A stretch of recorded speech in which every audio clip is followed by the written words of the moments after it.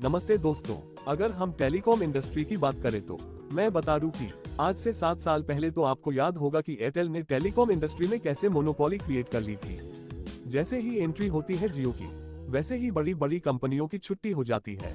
कई कंपनियों में तो ताले पड़ जाते हैं, जैसे कि टेलीनॉर और एयरसेल, यहाँ तक कि एयरटेल को अपने रिचार्ज प्लान में 10 गुना तक प्लान की प्राइस में कटौती करनी पड़ गई थी। लेकिन कर्ज सिनेरियो की बात करें तो यहाँ पर जियो को एयरटेल किल करता हुआ दिख रहा है। अगर हम फाइनेंशियल ईयर 2023 की बात करें तो जियो ने रेवेन्यू क्रिएट किया था, वह था 1.2 ट्रिलियन की। अगर हम बात करें एयरटेल की तो एयरटेल ने 2023 के फाइनेंशियल ईयर में 1.39 लाख करोड़ का रेवेन्यू जनरेट किया था। अब बात आती है कि आखिर एयरटेल ने ऐसा किया क्या, जिससे कि एयरटेल ने जियो को उसी के खेल में मात देता हुआ दिख रहा है। एयरटेल कौन सी ऐसी स्ट्रेटजी अपनाया जिसके जरिए वह इस मुकाम तक पहुंचा है। आगे हम सब बातों पर डिस्कशन करेंगे, तो इस वीडियो में बने रहिए। अगर हम बात करें जियो के आने से पहले, तो बहुत सारी ऐसी कंपनियां थी जो कि महंगे रिचार्ज प्लान इंट्रोड्यूस कर रखा था, जिसकी वजह से इंटरनेट का इस्तेमाल आम लोग नहीं कर पाते थे। कॉलिंग तो करते थे, लेकिन इंटरनेट की जहां तक बात होती थी तो वह महंगे प्लान की वजह से वह इस्तेमाल नहीं कर पाते थे। लेकिन जैसे ही जियो की एंट्री होती है टेलीकॉम इंडस्ट्री में अपने फ्री के प्लान के साथ, वैसे ही कई बड़े टेलीकॉम कंपनियों में ताले लग जाते हैं। जैसे कि अगर मैं बात करूं तो एमटीएस, वीडियोकॉन, टेलीनॉर, एयरसेल।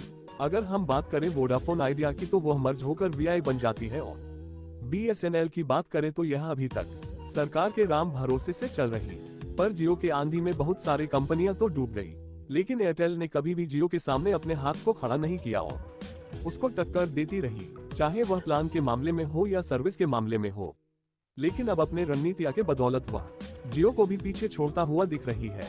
और साथ ही साथ अगर रेवेन्यू की बात करें, इसमें भी जियो को टक्कर देकर वह पीछे छोड़ती हुई दिख रही, साथ ही साथ अपनी खोई हुई साख को भी पाती हुई दिख रही है। चलिए हम जानते कि एयरटेल आखिर इस कर कैसे रही है। अगर दोनों कंपनियों की टारगेट कस्टमर की बात करें तो ज्यादातर जियो मिडिल क्लास और लोअर क्लास कस्टमर को टारगेट करती है।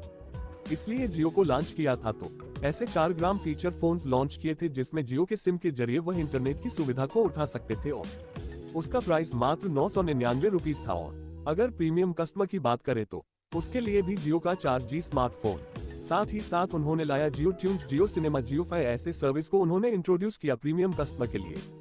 लेकिन कहीं ना कहीं उनका में फोकस जो था वह था मिडिल क्लास और लोअर क्लास के कस्टमर के ऊपर। लेकिन वही अगर हम एयरटेल की बात करें तो एयरटेल भी बहुत सारे ऐसे प्लान लाई थी और अभी भी एग्जिस्टिंग है, लेकिन उनकी स्ट्रेटजी जो है वह थोड़ा ट्रेंड से हटके है। वह ये रहा कि उनका में फोकस था क्वालिटी सर्विस प्रोवाइड करवाना और अपने ऊपर जो भरोसा है वह हमेशा कांस्टेंट रखना। वही जियो की स्ट्रेटजी यह रही कि ज्यादा से ज्यादा अपने साथ कस्टमर को जोड़ना। एयरटेल में ज्यादा से ज्यादा फोकस किया है प्रीमियम कस्टमर को अपने साथ जोड़ने का, क्योंकि उन्हें भी पता है कि प्रीमियम कस्टमर को जोड़कर वह ज्यादा से ज्यादा रेवेन्यू जनरेट कर सकती है। अगर आप पूछोगे क्यों, तो मैं बता दूं कि प्रीमियम कस्टमर की जो परचेसिंग पावर होती है वह लोअर मिडिल क्लास कस्टमर से ज्यादा होती है। क्वालिटी सर्विस प्रोवाइड करने के लिए एयरटेल ने 2018 में सब्सक्राइबर क्लीन अप इनिशिएटिव चलती है, जिसमें 49 मिलियन सब्सक्रिप्शन को 2018 में शेड ऑफ, या आप कह सकते हैं डीएक्टिवेट कर दिया जाता है। और एयरटेल इसकी वजह को बताया वही ये था कि यह कस्टमर रेगुलर रिचार्ज नहीं करते हैं और हमें कस्टमर को बेस्ट से बेस्ट क्वालिटी सर्विस प्रोवाइड करनी है। कंपनी की तरफ से यह बहुत बड़ा स्टेप था, क्योंकि मिलियन सब्सक्राइब को रिमूव करना पड़े हिम्मत की बात थी। लेकिन दोस्तों लॉन्ग टर्म में इसकी काफी फायदा देखने को मिला, लोगों को अच्छी सर्विसेज मिलने लगी और कॉलिंग और इंटरनेट में जो ग्लिच होती थी वह कम होने की वजह से कस्टमर का एक्सपीरियंस काफी बेटर हो गया। जैसा कि मैंने बताया था कि जियो का मैं मकसद था कस्टमर को अपने साथ जोड़ने का, तो जियो ने अपने साथ कस्टमर को बहुत हद तक जोड़ लिया है। लेकिन सर्विस की बात करें तो वह दिन प्रतिदिन उसका ग्राफ नीचे होता हुआ दिख रहा है और साथ ही साथ इसका इफेक्ट जियो के नेट वर्थ पर भी दिख रहा है। और कस्टमर अब धीरे धीरे नेटवर्क स्लो होने की वजह से एयरटेल में शिफ्ट होती जा रही है। अगर हम ट्राई की माने तो अगस्त 2020 से लेकर जनवरी 2021 तक एयरटेल ने अपने साथ लगभग 25 मिलियन सब्सक्राइबर्स को जोड़ा है। वही जियो ने मात्र 10 मिलियन सब्सक्राइबर को अपने साथ जोड़ा है और इसका जो क्रेडिट जाता है वो है सब्सक्राइबर क्लीन अप इनिशिएटिव को, क्योंकि इसके जरिए ही अपने क्वालिटी सर्विस को एयरटेल ने कस्टमर को प्रोवाइड किया। जियो की आने की अच्छी बात ये रही कि जहां एयरटेल जियो आने से पहले जो अपने 1 गीगाबाइट इंटरनेट डाटा के लिए लगभग 200 से तो 300 रुपए चार्ज करती थी, वही जियो के आने के बाद जियो ने अपने ऐसे फ्री के प्लान को इंट्रोड्यूस किया है, जिससे कि बाकी के टेलीकॉम कंपनियों को प्राइस कम करने पर मजबूर कर दिया। तो इस आंधी में एयरटेल कैसे बच सकता था? एयरटेल को भी 10 गुना तक अपने रिचार्ज प्लान में कटौती करनी पड़ गई थी। 5G आने से पहले अगर आपको 28 दिन के लिए प्लान चाहिए तो आपको मिनिमम 99 रुपीज तक का रिचार्ज करना होता था। वही 5G आने के बाद आपको इसमें 57% तक की बढ़ोतरी आपको देखने को मिली और 28 डेज के लिए आपको मिनिमम 155 रुपीज का प्लान लेना होता है। अगर आपको अपने सिम को एक्टिवेटेड रखना है तो आपको मिनिमम 158 रुपीज का रिचार्ज हर महीने करना ही होगा। अगर हम जियो की बात करें तो जियो के साथ ऐसा कुछ भी नहीं है। अगर जियो के साथ आप रिचार्ज नहीं भी करते हैं तो इनकमिंग कॉल्स के साथ साथ जो मैसेजेस है वह आपको 90 डेज तक प्रोवाइड किए जाते हैं, जिसका असर जो है वह जियो के प्रॉफिट मार्जिन पर देखने को मिल रहा है।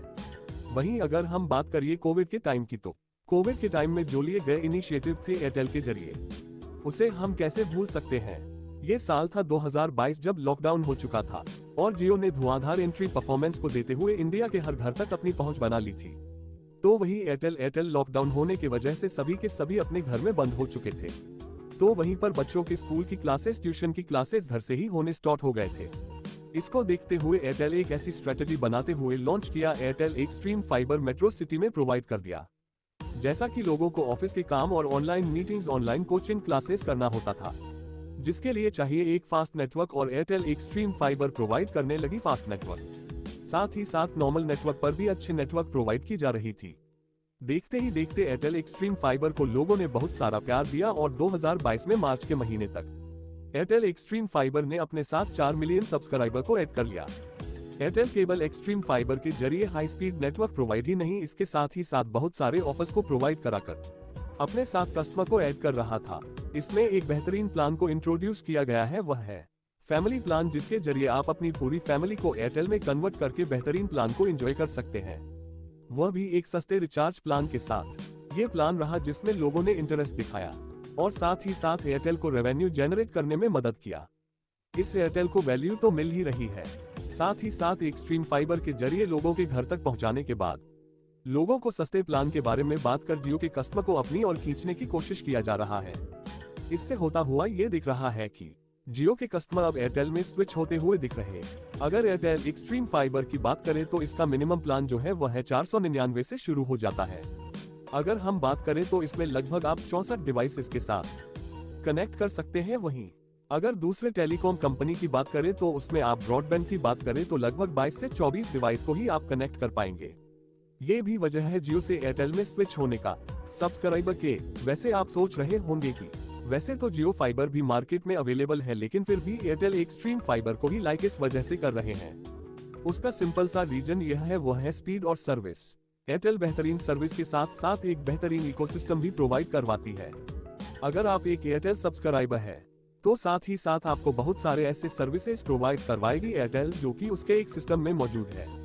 फॉर एग्जाम्पल, अगर आप एयरटेल का सिम इस्तेमाल करते हैं तो हो सकता है आप एयरटेल का पेमेंट ऐप उसे करना स्टार्ट कर दें। अगर यह भी आप नहीं है करते हैं तो आप एक्सट्रीम बॉक्स का इस्तेमाल तो कर ही सकते हैं, जहां आपको 17 OTT का ऑप्शंस आपको दिख जाता है। अगर म्यूजिक की बात करें तो एयरटेल विंक म्यूजिक के जरिए आप म्यूजिक का लाभ उठा सकते हैं। इस तरीके के फ्री सर्विस को देकर एयरटेल का फायदा क्या है? अगर आप सोच तो सिंपल है, इसके जरिए कंपनी ज्यादा से ज्यादा रेवेन्यू जनरेट करती है। वैसे जियो को पीछे करने के पीछे केवल ऐड ही इस तरीके के रेवेन्यू जनरेट करने का ही इंपॉर्टेंस नहीं है, क्योंकि अगर हम जियो की बात करें तो जियो का जो इकोसिस्टम है वह एयरटेल से भी बहुत बड़ा है। और साथ ही साथ अगर नंबर्स ऑफ सब्सक्राइबर्स की बात करें तो जियो का अभी भी सब्सक्राइबर बेस वह एयरटेल से ज्यादा है। सिंपल सी बात यह है कि एयरटेल कभी भी इस तरीके से जियो को पीछे नहीं कर सकता है। अगर हम बात करें एवरेज रेवेन्यू पर यूजर की तो जियो का एवरेज रेवेन्यू पर यूजर है वह है 167। अगर हम बात करें एयरटेल की तो इसका 178 रुपीज पर यूजर है। अगर आप यहां देखें तो एयरटेल और जियो के बीच जो डिफरेंस है वह 11 रुपए का है, लेकिन नंबर ऑफ सब्सक्राइबर्स जियो की ज्यादा होने की वजह से इससे कोई फर्क नहीं पड़ता है। अगर हम जियो को देखें, जब वह लॉन्च हुई थी तो वहां पर लेस देन 6 मंथ लगभग 100 मिलियन सब्सक्राइबर्स को अपने साथ जोड़ लिया था और वह ये करने वाली पहली कंपनी बनी थी। इसका सिंपल सा वजह सिंपल है, वह है फ्री सर्विस। अगर हम आज की भी बात करें तो आज भी जियो के साथ वही कस्टमर ज्यादातर जुड़े हुए हैं जो मिडिल लोअर क्लास बैकग्राउंड से आते हैं और साथ ही साथ अभी भी जो 5G की फ्री सर्विस दी जा रही है इसकी वजह से जुड़े हुए हैं, या साथ ही साथ और भी जो फ्री सर्विस प्रोवाइड और सस्ते प्लान इंट्रोड्यूस कर रखी है जियो इसकी वजह से जुड़े हुए हैं। अगर एयरटेल की बात करें तो एयरटेल आज भी ऐसे शहरों में फेमस है जो एयरटेल के जियो के आने से पहले उसके साथ जुड़े हुए थे, और साथ ही साथ अभी भी 500 से लेकर 800 रुपए तक अपने रिचार्ज प्लान पर खर्च करती है। तो इसका सिंपल सा मतलब है कि एयरटेल के पास प्रीमियम सब्सक्राइबर्स है जिनकी स्पेंडिंग पावर जियो के अपेक्षा ज्यादा है। तो अब आप सोच रहे होंगे प्रीमियम कस्टमर का एयरटेल को क्या फायदा है। सिंपल सा एक एग्जांपल, अगर कोई प्रीमियम ब्रांड अगर अप्रोच करती है अपने प्रोडक्ट के एडवर्टाइजमेंट के लिए अपने प्लेटफॉर्म पर, तब एयरटेल उससे जियो के अपेक्षा ज्यादा चार्ज करेगी।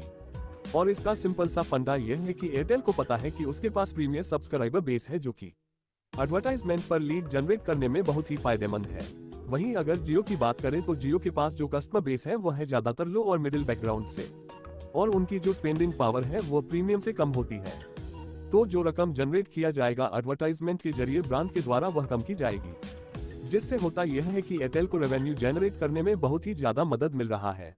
अगर हम कट में मार्केट शेयर की बात करें तो जियो का जो मार्केट शेयर है वो है जियो का 37.9%, और वही एयरटेल की बात करें तो एयरटेल का जो मार्केट शेयर है वह है 32.45%। अगर इसी तरीके से मार्केट शेयर धीरे धीरे एयरटेल का बढ़ता रहेगा तो ऐसा बहुत जल्द आपको देखने को यह मिलेगा कि एयरटेल बहुत आगे निकल जाएगी जियो से। तो ये रही बात एयरटेल की, आप क्या सोचते इसके बारे में मुझे जरूर कमेंट सेक्शन में बताइएगा।